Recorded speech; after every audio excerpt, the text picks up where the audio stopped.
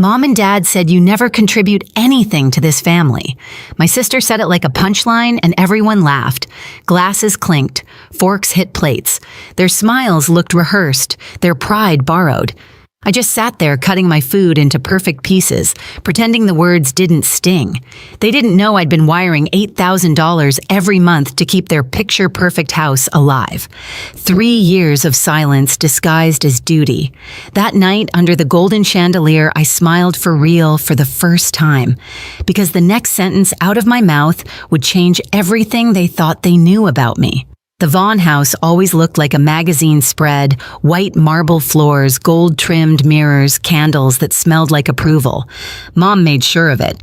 Every Thanksgiving, she arranged the table like it was her stage linen napkins folded like swan's plates that had never seen a dishwasher. She believed perfection could silence truth. And for years, it almost did.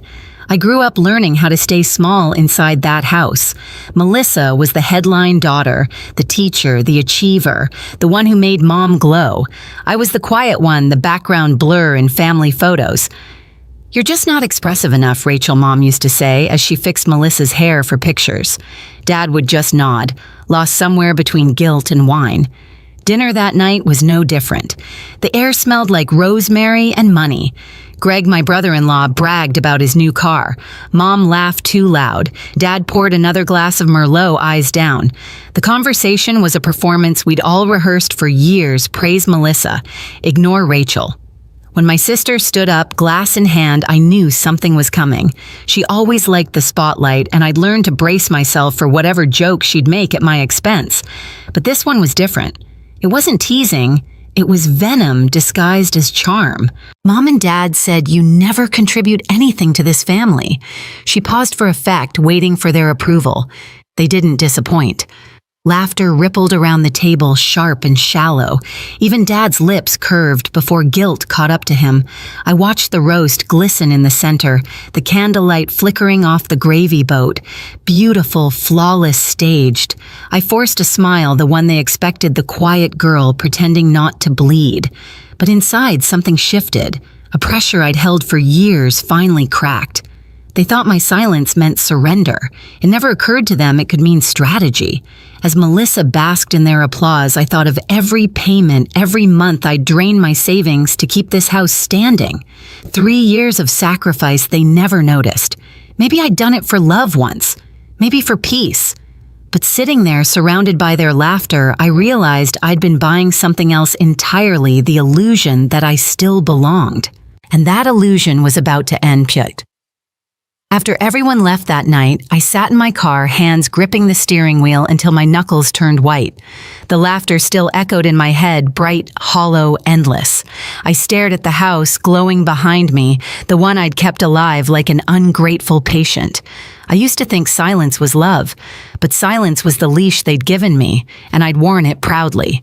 3 years earlier, that same house had looked different. I remember the night Dad showed up at my apartment, rain on his coat, shame in his eyes. He stood there like a man half his size, clutching a folder. "If your mother finds out," he said, voice cracking, "it'll destroy her." He didn't ask for money, not at first. He asked for time, for help, for a secret. Then he slid the mortgage papers across my tiny kitchen table. The ink looked heavy, like confession. "We refinanced twice," he whispered. "If we miss another payment, we lose the house." "How much?" I asked. He hesitated. $8,000 a month. 8,000.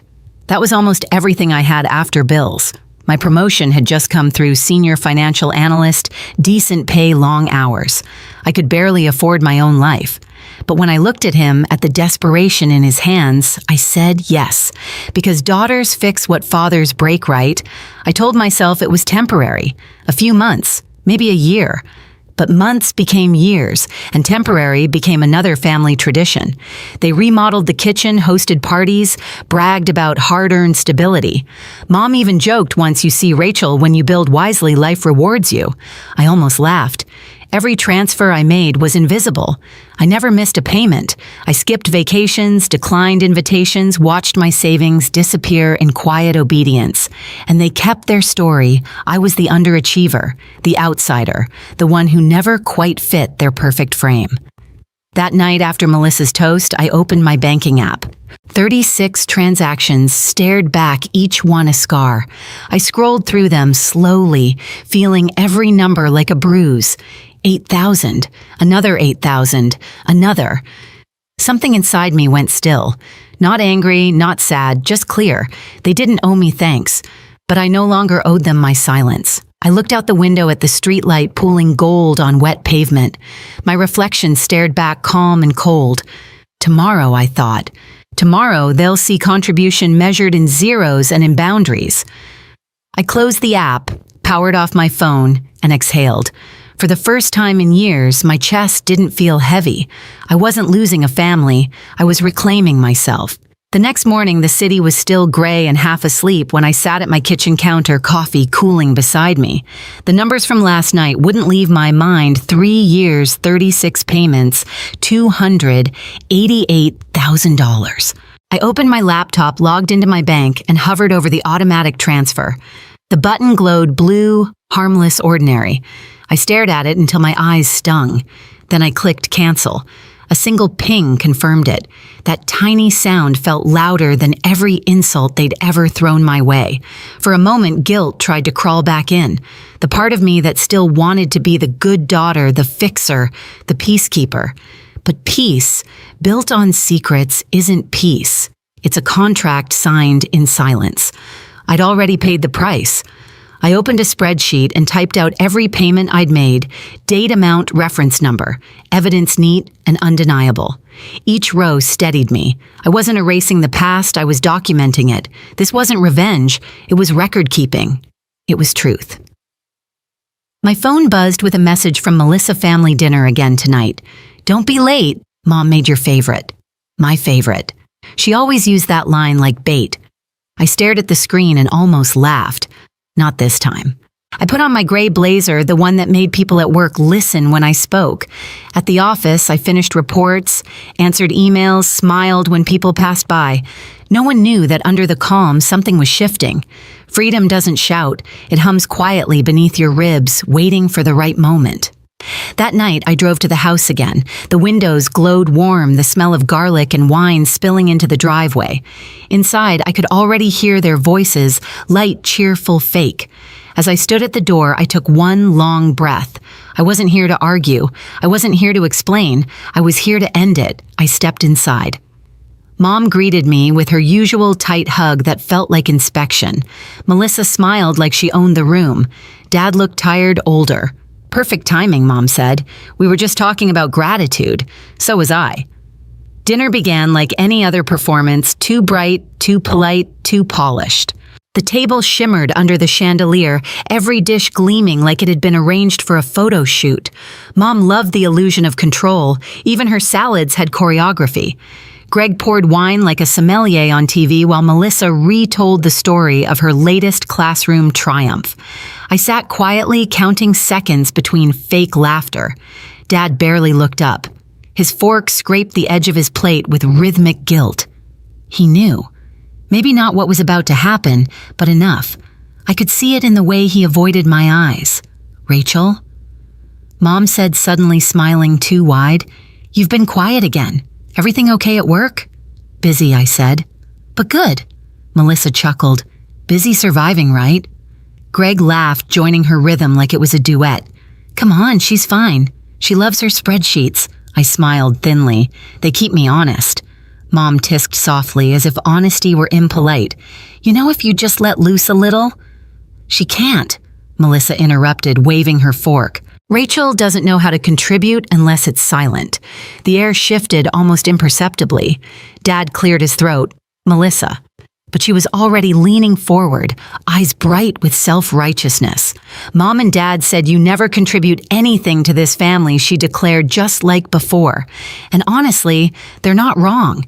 It was the same line, same tone, but this time I was ready. The room laughed again reflexively like trained applause. That's when I smiled, a small, precise smile that didn't belong to the girl they thought they knew. "Perfect," I said softly, setting down my fork. The laughter wavered, unsure where to go. Then I continued, "The $8,000 I've been paying for your mortgage every month stops today." The room froze. Greg blinked. What Dad coughed, a sharp choking sound that cut through the silence. Mom's wine glass tilted dangerously before she set it down. Melissa stared at me face blank like she hadn't learned the language I was speaking. I reached into my purse, pulled out my phone, and slid it onto the table. Here, I said, tapping the screen. 36 transactions glowed in the reflection of the chandelier. Every month, 3 years, 8,000 each. Nobody moved. Mom's lipstick quivered. You? Dad asked me, I said evenly. The business failed, the partner disappeared. He didn't want you to know. All eyes turned to him. His shoulders caved. He didn't deny it. You said it would ruin her, I reminded him gently. And I believed you. Rachel, please. Mom whispered, color draining from her face. Not like this, like what I asked. Publicly, loudly. You preferred quiet, didn't you? That's what I've been paying for your silence. Melissa stood up. This is manipulation. No, I said, standing too. This is math. She opened her mouth again, but I was faster. You mocked me for not contributing. Let's measure it. $288,000. How much did your applause cost? Greg's voice cracked. You could have said something. I laughed once, low and tired. I did, every month. Through my bank. Dad finally spoke, voice small. We were desperate. I thought, you thought I wouldn't notice what it cost me, I said. You were right, until now. Mom's eyes glistened. We're family. You can't just stop. I already did, I said. Automation canceled this morning. The silence that followed was heavy trembling. The only sound was the hum of the refrigerator and Dad's shallow breath. Melissa crossed her arms. You're punishing them. I met her eyes. No. Punishment ends. Boundaries begin. Her jaw clenched. You're selfish. I've been selfless for 3 years, I said. Look where it got me. Mom's hand trembled as she reached for my sleeve. Please, we can fix this. I stepped back. Fix it with your own money. Her hand fell. Dad looked at me like a man finally realizing the depth of his own reflection. Rachel, he whispered, I didn't think it'd go this far. It already did, I said. You just never looked down. For a long moment, nobody spoke. The golden room, once so pristine, looked warped under the truth. Then I said the last thing I'd come to say. If contribution means pretending you win, if it means sacrifice, I already did my part. I picked up my phone, slid it into my bag, and pulled my coat from the chair. Rachel, wait, Mom said weakly. Don't go. I paused in the doorway, light pooling around me. Start contributing, I said quietly, to the truth. And then I left. Outside, the cold hit like a baptism. The sky was a blank, merciful gray. My phone started buzzing in my pocket. Dad, then Mom, then Melissa. I let it ring. For years, I'd been funding their silence. Tonight, I finally earned mine. The calls kept coming that night, missed calls, voicemails, messages stacked like apologies. I wasn't ready to open. I let them echo into the dark while I sat on my couch, wrapped in the kind of quiet that didn't hurt anymore. It was strange how peace could sound so much like absence. Days passed, then weeks. I didn't send another dollar. Eventually, the text changed tone from angry to pleading to resigned. The house went up for sale in the spring. I drove past it once, just once, to see the for sale sign tilted in the wind. The windows were dark. No candles, no performance, no applause. Mom emailed me months later. We're moving into a condo. Smaller, but it feels lighter, she wrote. Beneath it was one line that almost undid me. I'm sorry we didn't see you. Melissa called too. Her voice was soft, unsure. She said they'd started counseling. She said she finally understood what contribution really meant. I didn't rush to forgive her, but I listened. Sometimes that's enough to start over. Dad sent a photo of the new place. No marble floors, no chandelier, just sunlight through a kitchen window and a coffee mug in his hand. He looked real. I never moved back into their story. I stayed in mine. I bought a small apartment with big windows, the kind where morning light doesn't ask permission to enter.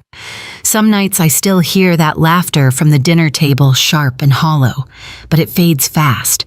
Because now, when I think of contribution, I think of boundaries, not sacrifice. And when I think of family, I think of truth, not applause. Sometimes peace doesn't come from forgiveness. It comes from finally drawing the line no one else dared to. I didn't need their applause to know my worth. I just needed to stop funding my own silence. Now every morning sunlight hits my coffee cup and I remember contribution isn't measured in sacrifice, it's measured in honesty. If you've ever been told you're not enough, let this story remind you, your boundaries are your freedom.